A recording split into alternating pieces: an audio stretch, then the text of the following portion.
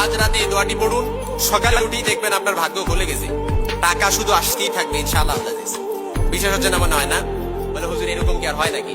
এতদিন এত জীবন ধরে কষ্ট করে আসছি, এখনো কুমিল্লা শহরে একটা বাড়ি রাখতে পারে নাই, আর আপনি একটা আলোচনার মধ্যে বলে দিচ্ছেন যে এরকমটা। ইনশাআল্লাহ আমি বলে দিচ্ছি না, আল্লাহ তাআলা কোরআন আল কারীমে সূরা নূহের 10 থেকে 12 নম্বর আয়াতের তাফসীর পড়ে দেখেন।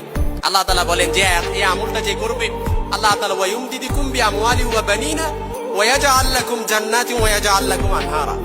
অর্থাৎ এত ধন সম্পদে বারাকা দিবে, শুধু ধন সম্পদে না, আপনার সন্তান সন্ততিতে আল্লাহ তাআলা বারাকা দিবে। অর্থাৎ সন্তান সন্ততিতে বারাকা বলতে কি বেশি সন্তান দিবে ওরকম না, না, না। আল্লাহ তাআলা সন্তান সন্ততিতে বারাকা দিবে মানে কি, আল্লাহ তাআলা আপনার সন্তান সন্ততি আপনার মনের আশা অর্থাৎ মনের মতো করে আল্লাহ তাআলা বানায় দিবে। এই জন্য এই আমলটা করবেন ইনশাআল্লাহ। রাত্রিবেলা ঘুমানোর আগে 3 বার এই আমলটা করে ঘুমিয়ে যাবেন, আর সকালবেলা উঠে দেখবেন আপনার ভাগ্য খুলে গেছে। আল্লাহ তাআলার কোরআন সাক্ষী দিচ্ছে, 1500 বছর আগে আল্লাহ তাআলা রাসূলের মাধ্যমে মেসেজ দিচ্ছেন। হাদিস রাসূলের এই আয়াতের স্পষ্ট নারেশন, কোরআন আল কারীমের আয়াতের স্পষ্ট নারেশন হচ্ছে ওয়ায়ুমদিদুকুম বিআমওয়ালি ওয়া বানিনা ওয়া ইয়াজআল লাকুম জান্নাতি ওয়া ইয়াজআল লাকুম আনহারা।